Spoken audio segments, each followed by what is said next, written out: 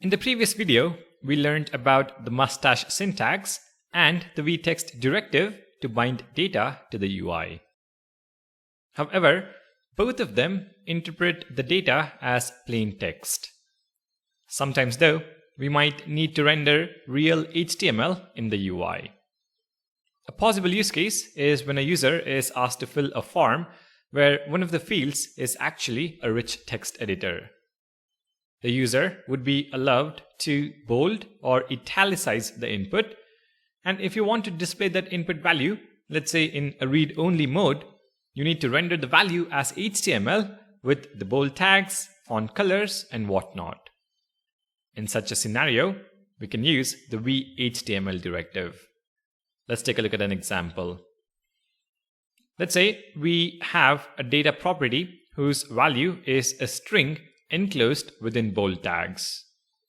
Let's modify the channel property to be codevolution but wrapped with a bold tag. If we try to bind this data to our template with either the mustache syntax or the vtext directive,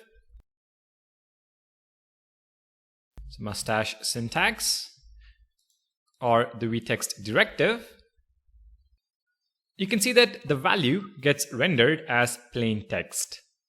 The bold tag is also rendered in the UI. To render proper HTML, we need to use the Vue.html directive.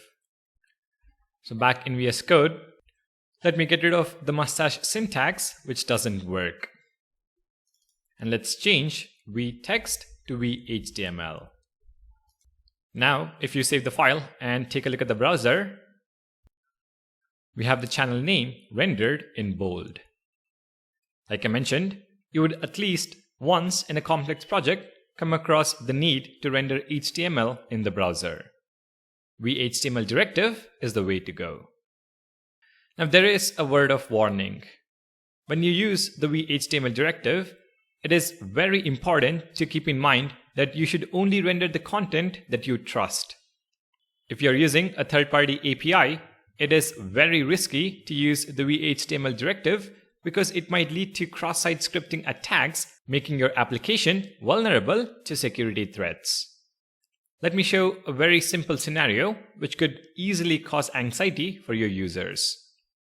I'm going to copy-paste a data property.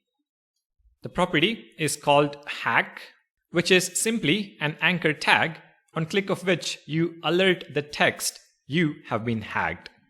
The anchor text itself, though, is win a prize. If we now bind this to the template using Vue.html, save the file and head to the browser, you can see that we have the link win a prize. When I click on this link, I get an alert, you have been hacked. Granted, we as developers know this is a simple alert, but this is definitely not favorable for users on your site. Also, hackers are capable of injecting much worse threats into your site than a simple alert. So, use the Vue.html directive to render real HTML, but be very cautious of what you're rendering.